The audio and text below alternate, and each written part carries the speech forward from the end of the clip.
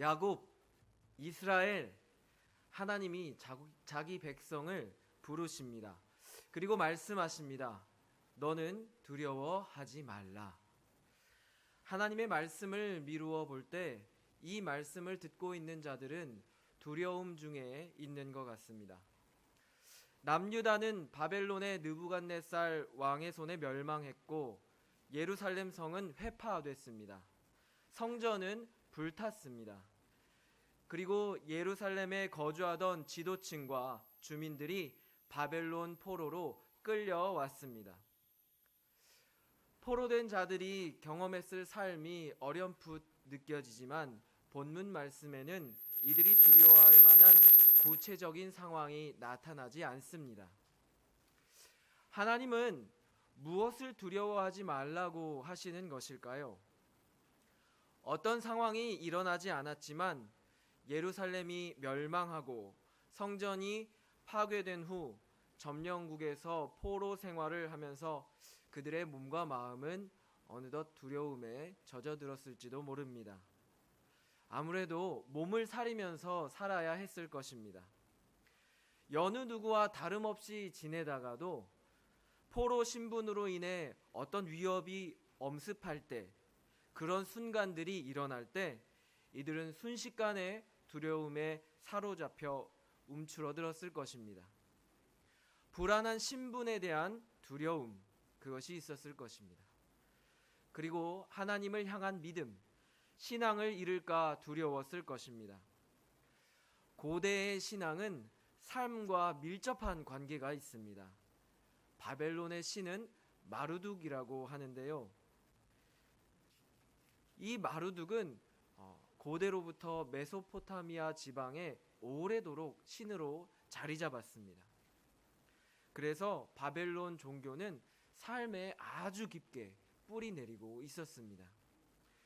거리를 거닐다 보면은 우연히 마주치는 조각상이 마르둑이고, 이렇게 지붕의 기와장 무늬를 보면 그게 마르둑을 떠올리게 하고, 동네에 잔치가 있어서 무슨 노래를 부르는데 마르둑을 찬양하는 내용입니다.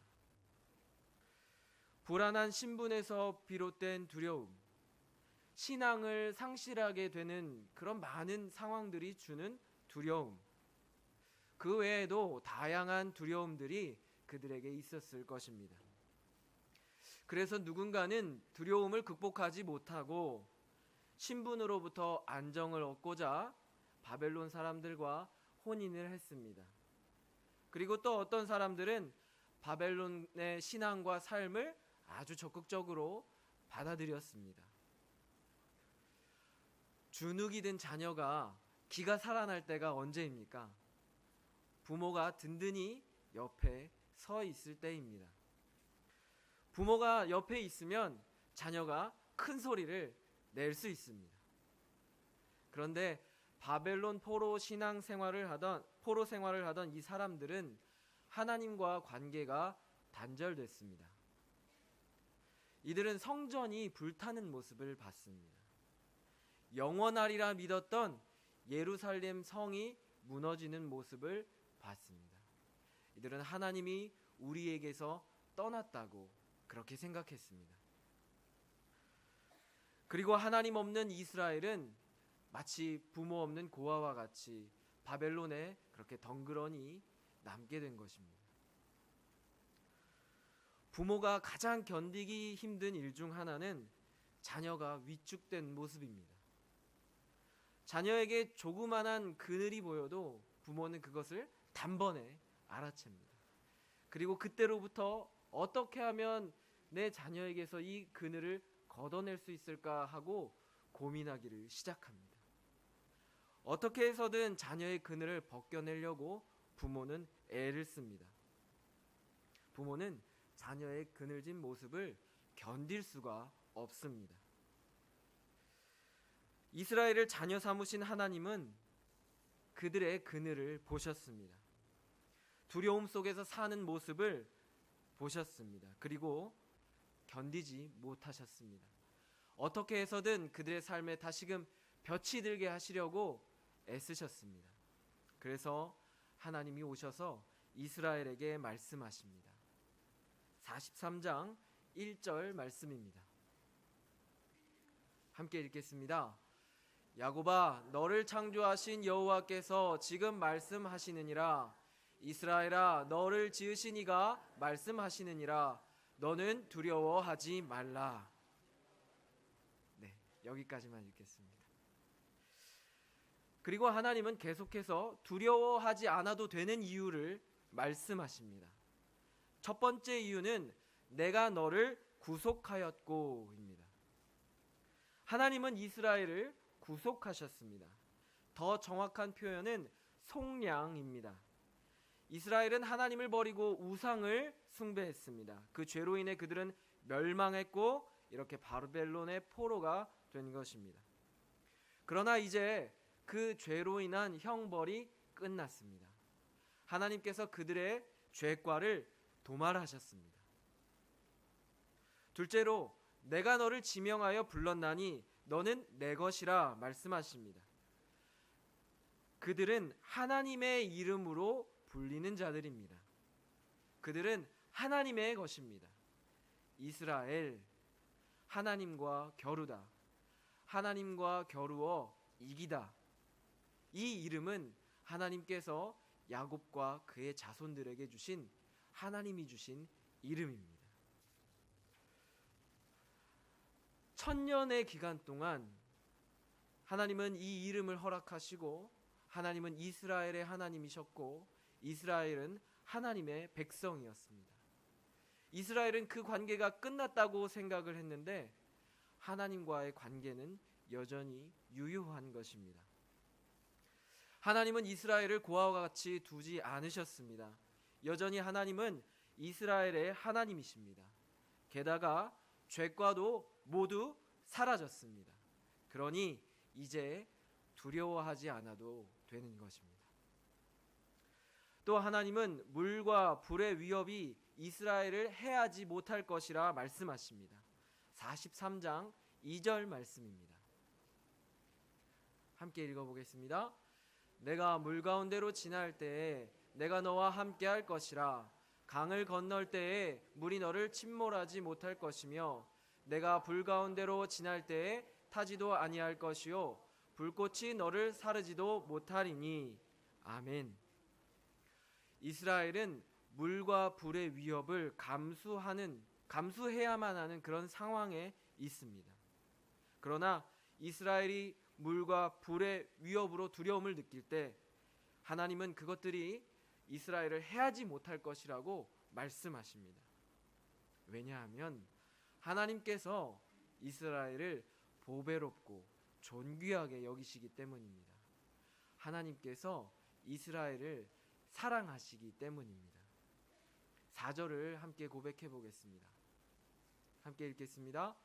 내가 내 눈에 보배롭고 존귀하며 내가 너를 사랑하였은즉 내가 내 대신 사람들을 내어주며 백성들이 내 생명을 대신하리니. 아멘. 하나님이 이스라엘을 사랑하시기 때문에 어떤 위협도 이스라엘에게 해를 가할 수 없는 것입니다. 그러니 이스라엘은 이제 두려워하지 않아도 됩니다. 하나님이 이스라엘과 함께 하십니다. 더 나아가서 하나님은 이들에게 구원 계획을 말씀하십니다. 하나님은 남유다가 멸망한 후 동서남북으로 흩어진 자신의 백성을 다시 모으실 것이라고 하십니다. 왜냐하면 하나님께서 이스라엘을 창조하셨고 이스라엘을 지으셨기 때문입니다. 가만히 이 일들을 살펴보면 이 모든 일은 일방적입니다. 하나님의 이스라엘에게 찾아오시고 다시 하나님과 백성의 관계를 회복하시고 두려워 말라고 위로하시고 평안을 주시고 거기에 더하여 구원 계획까지 말씀하여 주십니다. 하나님은 이스라엘 백성들이 뭘 해서 이렇게 하시는 게 아닙니다. 오히려 그들은 실망스러운 자녀였습니다. 하나님은 이스라엘을 향해 눈이 있어도 보지 못하고 귀가 있어도 듣지 못하는 백성이라고 하십니다. 이스라엘 백성은 하나님을 경험한 자들이었습니다. 가장 대표적인 기억은 단연 출애굽입니다. 그들은 이집트에서 10가지 재앙을 내리시고 물 가운데로 지나가게 하신 하나님을 경험했습니다. 그리고 가나안에 이르기까지 만나와 메추기라기를 주셨고 구름기둥과 불기둥으로 그들을 인도하시고 보호하시는 하나님의 손길을 경험했습니다. 가나안에 도착해서는 33왕을 무찔렀습니다. 이런 하나님의 놀라운 구원의 손, 전능의 손을 이스라엘은 경험했습니다. 그 이후 사사시대를 거쳐서 사울, 다윗, 솔로몬에 이르는 걸쭉한 이스라엘 왕들을 이들이 경험을 했고 히스기야 시대까지도 여호와의 손을 경험했습니다. 심지어는 남유다의 마지막 왕 시드기야의 때도 여호와께 순종하기만 하면 하나님께서 구원하신다는 사실을 그들이 경험을 했습니다. 그러나 이스라엘은 보지도 듣지도 못한 자들이었습니다. 그들은 하나님 경험을, 하나님의 구원을 증언하는 증인의 역할을 감당하지 못했습니다. 그럼에도 불구하고 하나님은 다시 이스라엘을 증인이라 부르십니다. 10절 말씀을 함께 읽어보겠습니다. 이사야 43장 10절입니다. 함께 읽겠습니다. 나 여호와가 말하노라 너희는 나의 증인 나의 종으로 택함을 입었나니 이는 너희가 나를 알고 믿으며 내가 그인 줄 깨닫게 하려 함이라. 나의 전에 지음을 받은 신이 없었느니라 나의 후에도 없으리라. 아멘. 증인이란 무엇입니까? 자기가 경험한 것을 말하는 자입니다. 그런데 오늘 말씀을 나누면서는 하나님께서 이스라엘에게 기대하시는 부분이 무엇인지 조금 더 생각해 보기를 원합니다. 어떤 법정적인 의미에서 증인은 하나님이 기대하시는 최소한입니다. 게다가 하나님이 증언하기를 기대하시는 내용은 하나님과 이스라엘의 깊은 관계에서 비롯됩니다. 이 증언은 인격과 관련되어 있고 존재와 관련되어 있는 것입니다. 하나님이 이스라엘을 구원하셨다라는 경험은 그가 누구에게 속했는지, 하나님과 어떤 관계에 있는지를 다 포함하는 내용입니다. 단순히 아무 관계 없는 사람이 사실을 이야기하는 것에 그치지 않고 하나님과 주와 종으로, 임금과 백성으로, 아버지와 자녀로 그 관계를 맺은 자만이 이 증언을 할 수 있는 것입니다. 하나님은 이스라엘에게 단순히 증인의 역할만을 기대하는 것이 아닙니다. 그러나 이스라엘은 그 최소한의 역할도 감당하지 못한 것입니다. 봤지만 보지 못한 자처럼, 들었지만 듣지 못한 자처럼 그렇게 살았습니다. 이처럼 이스라엘은 하나님의 은혜에 반응하지 못했고 마치 하나님 경험이 없는 자들처럼 살았습니다. 특히나 바벨론에 사로잡혀온 사람들 중에는 하나님의 구원을 들었지만 그 현실에서 벗어나지 못하고 제자리에 머물러 있으려 했습니다. 하나님은 구원을 제시하셨지만 이스라엘은 여전히 그 자리에 있는 것입니다. 그래도 하나님은 그들을 구원하시려고 하십니다. 하나님은 조금 더 구체적인 구원 계획을 말씀하십니다. 14절입니다. 제가 읽겠습니다. 너희는 구속자요 이스라엘의 거룩하니 여호와가 말하노라. 너희를 위하여 내가 바벨론에 사람을 보내어 모든 갈대아 사람에게 자기들이 연락하던 배를 타고 도망하여 내려가게 하리라. 하나님께서 어떤 사람을 보내셔서 바벨론을 멸망시키겠다고 하십니다. 우리 16절, 17절은 함께 읽어보겠습니다. 같이 읽겠습니다. 나 여호와가 이같이 말하노라. 바다 가운데의 길을 큰 물 가운데 지름길을 내고 병거와 말과 군대의 용사를 이끌어내어 그들이 일시에 엎드려져 일어나지 못하고 소멸하기를 꺼져가는 등불 같게 하였느니라. 바다 가운데 길을 만드시겠다고 하십니다. 큰 물 가운데 지름길을 만들겠다고 하십니다. 혹시 떠오르는 장면이 있으십니까?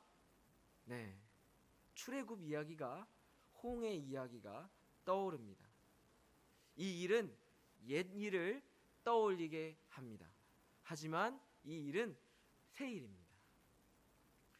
하나님은 바벨론을 멸망시키시고 흩어진 자기 백성을 모으셔서 다시 예루살렘 유대 땅으로 보내실 것이라고 하십니다. 물이 막으면 그 물 가운데 길을 내어서 건너가게 하시고 그 물이 해하지 못하게 할 것이라 약속하십니다. 병거와 말과 군대의 용사들도 일시에 엎드러져 다시 일어나지 못하게 하실 것이라고 하십니다. 이러한 하나님의 구원 소식에 반응하는 자들이 있는데요, 이 땅의 피조물들이 반응합니다. 20절 말씀입니다. 제가 읽겠습니다. 장차 들짐승 곧 승냥이와 타조도 나를 존경할 것은 내가 광야의 물을 사막의 강들을 내어 내 백성 내가 택한 자에게 마시게 할 것임이라. 여기서 존경은 영광스럽게 하다라는 뜻입니다. 찬양이라고 할 수 있습니다. 땅의 피조물들이 하나님의 구원을 보고 찬양을 하고 영광을 돌립니다. 그러나 들짐승들은 이 세일의 직접적인 수혜자가 아닙니다. 간접적으로 혜택을 누릴 뿐입니다. 그것만으로도 피조물들은 하나님을 찬양하기에 여념이 없는 것입니다. 그러면 하나님의 구원의 직접적인 대상인 이스라엘은 무엇을 해야겠습니까? 하나님께서 이들에게 기대하는 것은 무엇이겠습니까? 21절 말씀을 읽어보겠습니다. 함께 읽겠습니다. 이 백성은 내가 나를 위하여 지었나니 나를 찬송하게 하려 함이니라. 아멘. 히브리어 원어를 보면은 이렇게 됩니다. 이 백성은 내가 나를 위해 지었으니 그들이 내 노래를 부르리라. 헬라어로는 내 백성 이들은 내 덕을 이야기하라고 내가 얻었다 입니다. 여기서 부를 노래 그리고 이야기할 이 덕, 내용이 무엇일까요? 그 내용은 구원입니다. 하나님은 자기 백성 이스라엘이 나의 구원을 노래하고 나의 구원을 이야기하기를 원하시는 것입니다. 더 나아가 하나님께 향기로운 제사를 드리고 그렇게 하나님을 찬양한 것이 구원을 받은 자들의 마땅한 반응일 것입니다. 그러나 이스라엘은 그렇게 하지 못했습니다. 이스라엘은 하나님을 부르지도 않았고 찾지도 않았습니다. 심지어 다른 신을 불렀습니다. 여호와께 드려져야 할 영광을 다른 신에게 올렸습니다. 그리고 이따금 여호와께 드려진 제사조차도 형식적이었습니다. 22절에서 24절 말씀을 읽어드리겠습니다. 그러나 야곱아 너는 나를 부르지 아니하였고 이스라엘아 너는 나를 괴롭게 여겼으며 내 번제 양을 내게로 가져오지 아니하였고 내 제물로 나를 공경하지 아니하였느니라. 나는 제물로 말미암아 너를 수고롭게 하지 아니하였고 유향으로 말미암아 너를 괴롭게 하지 아니하였거늘 너는 나를 위하여 돈으로 향품을 사지 아니하며 희생의 기름으로 나를 흡족하게 하지 아니하고 내 죄짐으로 나를 수고롭게 하며 내 죄악으로 나를 괴롭게 하였느니라. 하나님은 인애가 없는 제사를 괴롭다고 하십니다. 그래서 하나님은 성전 지도자들을 욕되게 하셨습니다. 그리고 더러워진 성전이 무너지도록 내버려 두셨습니다. 그럼에도 하나님은 구원을 이루십니다. 이에 대한 이스라엘의 적절한 반응이 무엇일까요? 다시 21절로 돌아갑니다. 한 번 더 고백을 해보겠습니다. 이사야 43장 21절입니다. 이 백성은 내가 나를 위하여 지었나니 나를 찬송하게 하려 함이니라. 아멘. 하나님은 이스라엘이 하나님의 구원을 찬양하기를 원하십니다. 하나님께서 이 말씀을 오늘 우리에게 주십니다. 두려워 말라. 내가 내 창조자다. 내가 너를 지었다. 너는 내 것이다. 물과 불이 너를 해하지 못할 것이다. 왜냐하면 내가 너를 존귀하게 여기기 때문이다. 내가 너를 보배롭게 여기기 때문이다. 내가 너를 사랑하기 때문이다. 내가 너를 구원할 것이다. 두려워 말아라. 죄의 값으로 죽음의 형을 받은 우리에게 하나님께서는 그리스도의 피로 속량하셨습니다. 우리를 하나님의 자녀로 삼아주셨고 하나님 나라의 상속자로 삼으셨습니다. 여전히 우리는 오늘도 죄인의 습관을 쫓아 살아가지만 하나님은 우리를 영생으로 인도할 계획을 지금도 진행하고 계십니다. 매일의 삶에서 올 한 해 보내는 중에도 하나님의 구원은 계속됐습니다. 우리 각자 하나님 경험이 있습니다. 하나님은 반드시 자기 뜻을 이루시는 분이십니다. 하나님은 약속하신 구원을 이루시기 위해서 택하신 자녀의 죄를 도말하시고 죄를 기억하지 않으십니다. 그렇게 해서라도 자기 자녀를 거룩하게 만드셔서 구원을 이루십니다. 하나님은 그렇게 하지 않고는 견디실 수 없는 분이십니다. 우리의 아버지이십니다. 어찌 보면 자신을 위해서 이렇게 하시는 것 같습니다. 우리는 그런 불가항력적인 선택과 구원을 받았을 뿐입니다. 올 한 해도 사람을 보고 세상을 보며 낙심할 일이 많았고 심지어 교회와 하나님을 원망할 일도 많았습니다. 그러나 때때마다 하나님께서 연약한 우리 심령을 붙드셨고 구원의 손으로 우리를 일으키셔서 지금도 여전히 우리가 하나님의 자녀로 있습니다. 하나님께서 우리에게 기대하시는 바가 무엇이겠습니까? 우리가 하나님의 구원을 기억하고 증언하며 하나님의 구원을 노래하는 것입니다. 우리 참된 교회 성도님들이 한 해 동안 증인의 역할을 잘 감당하셨을 것입니다.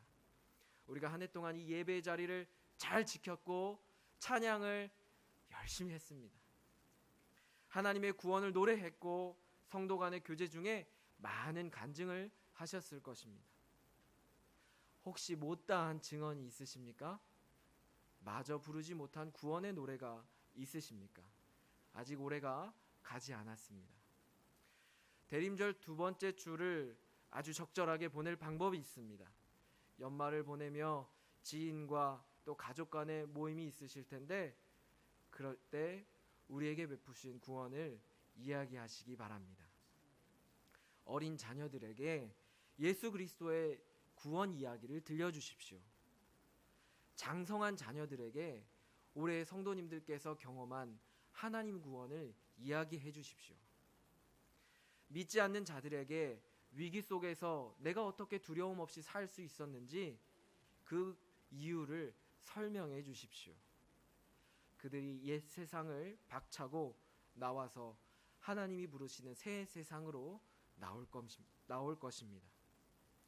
우리가 할렐루야 많이 합니다. 이 말의 뜻은 너희는 여호와를 찬양할지어다 라는 말입니다. 명령이지요. 이에 대한 우리의 응답은 우리가 여호와를 찬양합니다 입니다. 그리고 찬양의 내용은 우리에게 행하신 구원입니다. 그리스도를 통한 구원, 매일의 삶에서 경험한 구원. 여러분 가족과 연말을 보내시면서 또 많은 사람들을 만나시면서 하나님의 구원을 노래하시고 증언하시기를 축복합니다. 그 중에 하나님께서 우리가 드리는 영광을 받으실 것입니다. 기도하겠습니다.